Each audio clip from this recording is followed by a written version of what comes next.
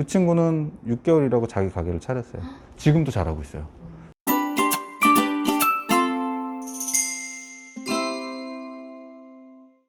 오늘은 창업을 희망하시는 분들에게 도움이 될 만한 정보를 인터뷰해 보려고 하거든요. 네네.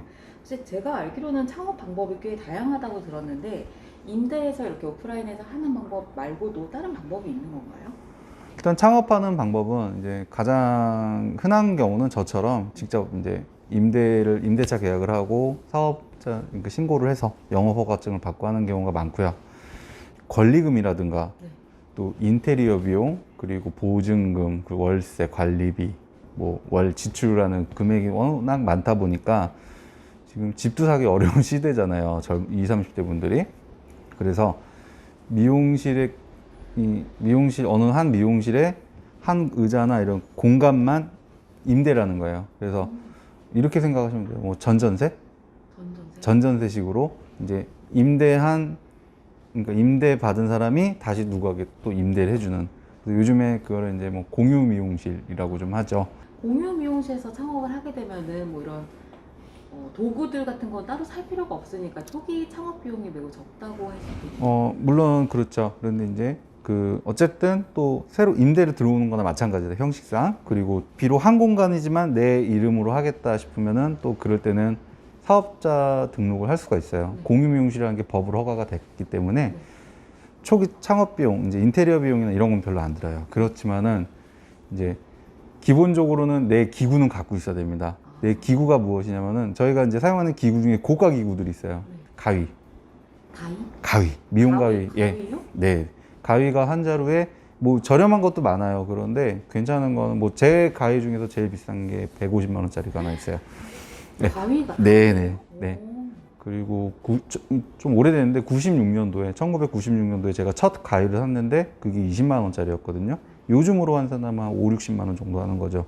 가위 값이 굉장히 비싼데 지금도 쓰고 있어요. 예.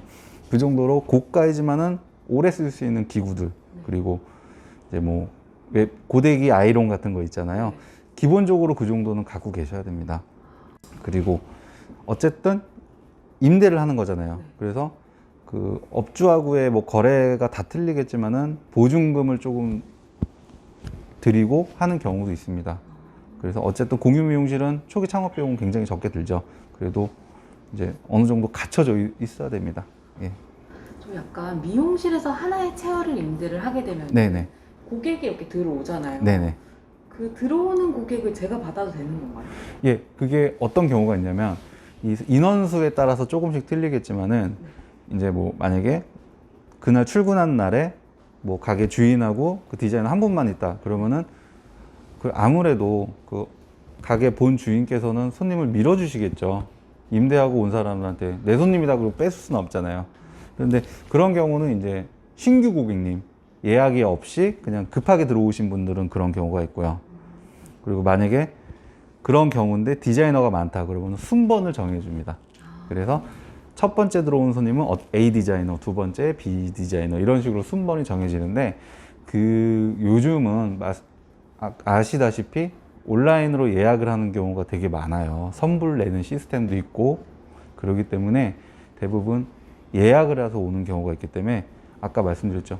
홍보를 하기 위해서는 내 SNS나 내 포토그래퍼 그 사진을 이렇게 나만의 사진을 갖고 있을 수 있는 그런 인스타그램 네. 이런 것들이 갖춰져 있기 때문에 그런 것으로 홍보를 해서 저에게 예약을 해서 오기 때문에 뭐 누가 갑자기 들어오는 경우보다는 이제 자기가 직접 하는 거죠.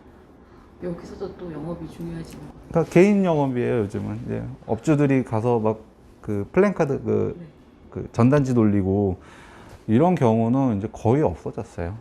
경력이요. 중요하다고 아까 하셨는데 예. 어느 정도 쌓였을 때 독립을 이제 좀 내가 해도 되겠다 이렇게 생각할 수 있을까요? 제가 이제 처음 시작했을 때는 디자이너가 되려면 3년이라는 시간을 일단은 버텨야 손님을 상대할 수 있다라고 이제 많이들 이제 얘기를 했었거든요.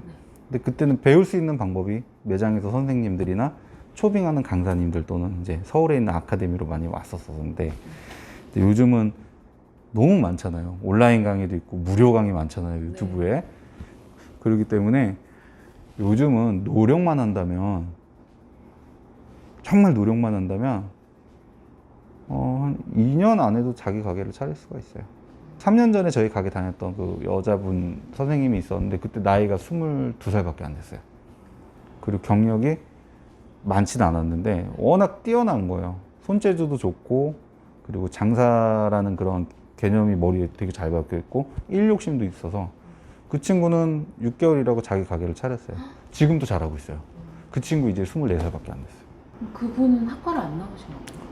그냥 고등학교 때 저처럼 학원을 나왔던 친구고 인턴 생활을 하면서 외부 교육을 많이 직접 찾아다니면서 교육을 받고 그래서 저희 가게에서 디자이너를 이제 밀어줬죠. 네.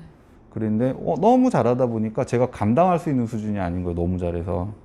그래서 이 친구는 강남에 있는 큰 대형 살롱의 수석 디자이너가 될 수 있을 것 같다. 그래서 이제 그렇게 한번 해보라고 했는데 워낙에 이제 자기 그 색깔을 굉장히 중요시해서 자기 가게를 하더라고요. 근데 잘하고 있어요.